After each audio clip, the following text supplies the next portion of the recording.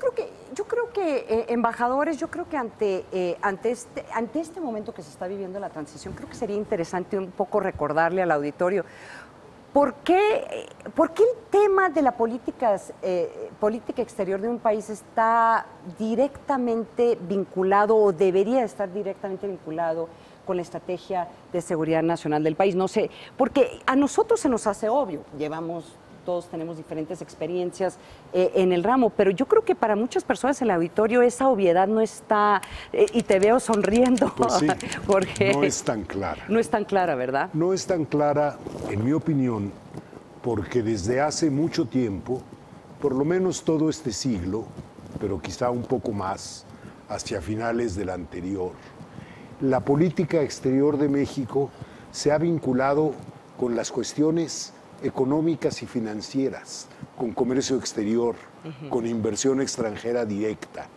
y se ha olvidado la conexión directa, importante, fundamental de política exterior con seguridad nacional. La política exterior puede ser útil para promover las relaciones económicas, pero es indispensable para establecer un marco, un ambiente de seguridad nacional para el país y para los países con los que se relaciona. De modo que yo doy un poco la bienvenida a este giro en el cual los elementos de política en la política exterior y su conexión con las cuestiones de seguridad tendrán más relevancia que en el pasado reciente. Ahora, embajador Vasco, el tema...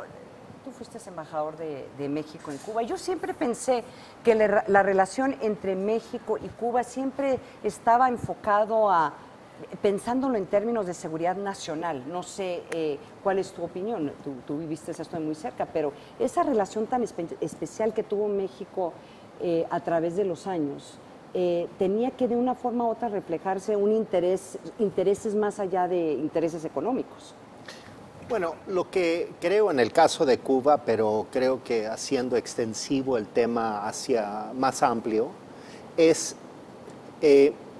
la política exterior de México, como dice el embajador Navarrete, efectivamente tenía que ver más con política y con relaciones políticas con el mundo. Yo diría hasta el 1991, que es cuando termina la Guerra Fría en efecto, desaparece la Unión Soviética y cambian las relaciones con el mundo. Para mí no es una sorpresa o no es una casualidad que 3 años después México firmó el Tratado de Libre Comercio de América del Norte con Estados Unidos y Canadá. Es decir, el mundo sí cambió. Y en eso la relación con Cuba también cambió. Tenía que cambiarse. Porque ya no era el mismo fenómeno y Cuba tampoco es el mismo país que era cuando existía la Unión Soviética. Entonces, los cambios son muy grandes y ha sido muy difícil entender este proceso de ajuste entre un modelo de hacer política con un modelo económico y ahora con otras condiciones económicas, otra política. Sí. Hagamos esto, porque escogí varios temas y no son todos los temas que deberíamos abarcar en este programa, pero no nos alcanza el tiempo. Pero fui escogiendo algunos temas que podríamos comentar y de hecho yo creo que hay que comentar sobre Cuba más adelante. Pero creo que uno de los temas principales y yo creo que el debate principal que hay en este momento es qué va a pasar con la relación bilateral con Estados Unidos y está muy vinculado con América Central. Con los vecinos, porque Estados Unidos ha hecho el tema migratorio como una de las partes fundamentales de la relación bilateral en este momento y ya lo ha puesto dentro del paquete de seguridad nacional, desafortunadamente para los migrantes, y en cierta forma parecería, más allá de las discusiones que se está llevando a cabo sobre el TLC, es la frontera y qué va a pasar en la frontera y qué va a pasar con estos migrantes, lo que podría marcar el futuro de la relación bilateral. No sé si ustedes quisieran comentar sobre eso, pero pues ya está hablando Andrés Manuel, ahí estamos viendo en pantalla algunos de sus posicionamientos, que va a haber más dinero para los cónsules, para los consulados, revisar el marco de cooperación relación en materia de seguridad, que siempre es un debate cada vez que entra un gobierno nuevo, establecer certidumbre, reglas claras, no sé, ¿qué quisieran cambiar? ¿Qué tanto puede cambiar la relación con Estados Unidos? Bueno, yo creo que vamos a encontrar una sorprendente continuidad entre lo que han venido haciendo desde hace algún tiempo los gobiernos de México con Estados Unidos y lo que va a ser el próximo gobierno. Lo veo simplemente porque veo el énfasis que el presidente electo está dando al desarrollo de la zona sur del país. Eso no es una casualidad, Peña Nieto hizo lo mismo.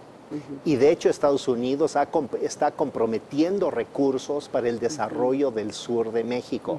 ¿Por qué? Porque lo ven en un contexto de seguridad nacional, que es utilizar la frontera sur de México como freno objetivo a la migración y el flujo de personas de Centroamérica hacia Estados Unidos. Así lo ve Estados Unidos.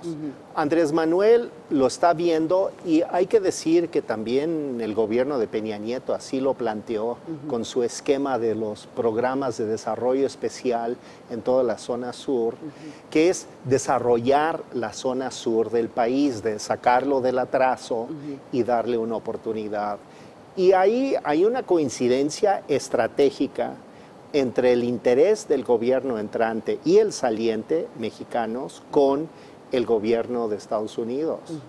Ahora, yo no estoy tan seguro como Ricardo en la cuestión de continuidad. Creo que habrá diferencias importantes de matiz, de acento y de prioridades. Como acabamos de ver en los textos que aparecieron en televisión, para el presidente electo, la cuestión de protección de los mexicanos en el exterior, que es otra manera de decir protección de los mexicanos en Estados Unidos, es una prioridad central. Le va a dedicar recursos, le va a dedicar atención política. ¿Pero es tema de seguridad nacional eso? Bueno. Ese es el debate. Bueno, sí. Yo no creo que resulte tan importante definir si es o no tema de seguridad nacional. Es un tema crucial que los mexicanos nos aseguremos que los mexicanos que emigran reciban un trato digno y un respeto de sus derechos humanos. Si eso es tema de seguridad nacional o no, me tiene sin cuidado. Lo que me preocupa es que se busque asegurar ese trato para ellos. Y creo que eso buscará el presidente electo. Espero que con éxito, porque no es sencillo. Lo que a mí me interesaría subrayar muy brevemente es que a pesar del año y medio de exabruptos, de insultos, de agresiones de Trump hacia México, el presidente electo mantiene una actitud abierta y un deseo de entendimiento, de conversación, de diálogo.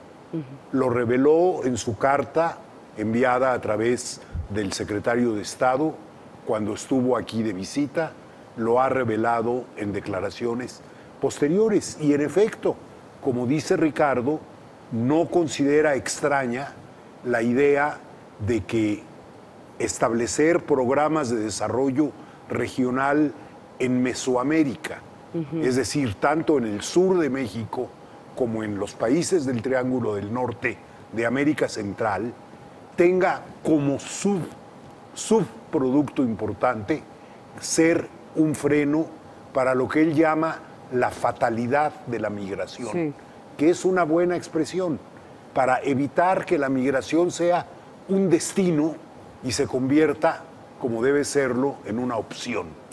No es sencillo, pero ahí está. Hagamos esto, embajador, tenemos que ir a un corte y regresamos y continuamos con esta conversación.